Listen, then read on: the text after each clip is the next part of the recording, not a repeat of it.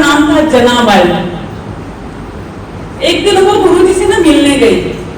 कहती कि गुरुजी कुछ ज्ञान दो, मुझे भगवान का नाम अच्छे से जप करना है, मुझे प्रसिद्धि पानी है, मुझे भगवान से मिलना है, तो वो रास्ता बताओ। तो गुरुजी ने कहा कि जनाबाई, गुरुजी ने कहा कि तू विठ्ठल विठ्ठल विठ्ठल विठ्ठल बोला कर।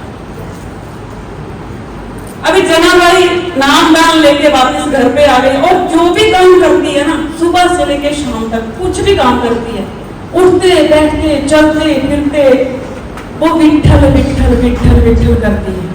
ऐसे करते करते उसकी जो महिमा थी, उसका जो गुणगान था, वो कबीरदास जी के पास पहुंचा।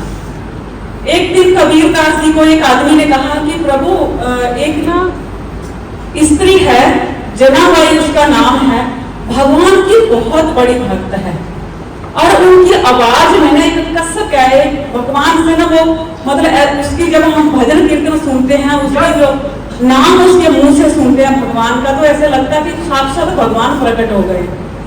कबीरदास जी ना सोचने लगे कि ऐसे भक्त से तो मिलना चाहिए, ऐसे संत बड़ी मुश्किल से मिलते हैं। तो कबीरदास जी ने निर्णय किया कि मुझे जनाबाई से मिलना है। वो अपने साथ एक दो संतों को लेके चल पड़े जनाबाई से मिलने। ढूंढते ढूंढते एक गांव में पहुंच गए। वहां पे एक घास फूस की झोंपड़ी थी, वहां पे जनाबाई रहती थी। तो कबीरदास जी वहां पहुंचे। अब वो थोड़ी दूर ही थे, तो सामने देखते हैं कि जनाबाई ना अपनी पड़ोसन के साथ बहुत झगड़ा कर रही है।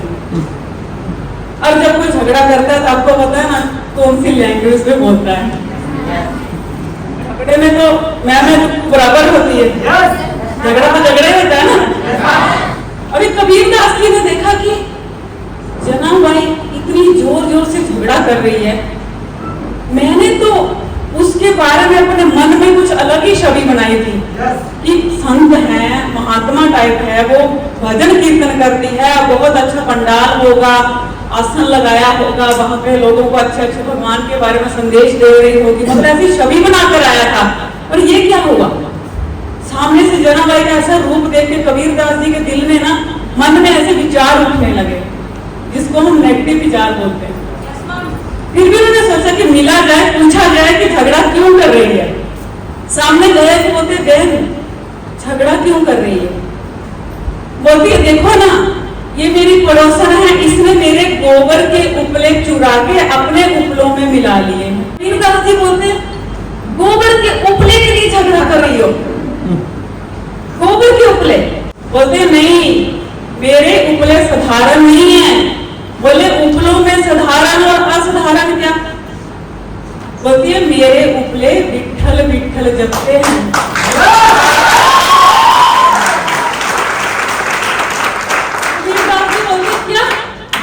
उपले विठ्ठल विठ्ठल बोलते हैं। बोलती है यकीन नहीं आता तो सुन लो। कबीरदास जी ने उसकी बात सुन के एक उपला उठाया और अपने कान में लगाया। उनको कुछ महसूस नहीं हुआ तो उन्होंने उपला साइड में कर दिया। फिर दूसरा उठाया, वो सुना, कुछ सुनाई नहीं दिया, वो भी रख दिया।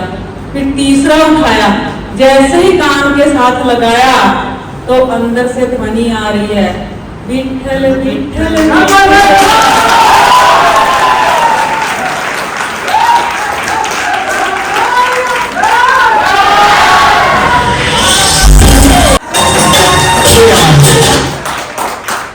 कबीरदास जी के उस ध्वनि को सुन के उन्होंने सोचा शायद मेरे कान बोल रहे हैं। उन्होंने वो उपला साइड में रखा, एक और उठाया, जैसे वो कान में लगाया उसमें कोई ध्वनि आ रही है, विठ्ठल विठ्ठल विठ्ठल। अभी कबीरदास की आंखों में आंसू झरझर बहने लगे, उनका रोम रोम खड़ा हो गया, रोंगटे खड़े हो गए। उन्होंने उपला साइड में रखा और जनाबाई को दंडवत प्रणाम किया। अगर एक जीते जागते इंसान को जो भगवान में रुचि नहीं भी रखता है, अगर हम उसको नाम जपने लगा देना तो एक दिन वो भी नाम जपने लग जाता, क्योंकि उसमें आत्मा वस्ती वो जिंदा है, उसके अंदर परमात्मा का अंश है। पर गोबर का उपला एक निर्जीव वस्तु, उसके अंदर से भगवान की ध्वनि आना बहुत बड़ी बात थी उनके लिए कि एक निर्जीव वस्तु से भी भगवान का नाम जप करवा दिया। कितनी बड़ी ताकत होगी जनाबाई की।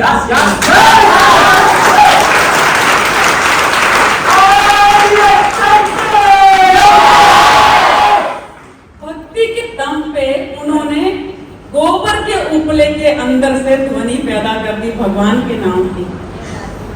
मैं आप सब लोगों को यही बताना चाहती हूँ, जनाबाई के उपले में से अगर भगवान की ध्वनि आ सकती है तो क्या हम जिंदा लोगों को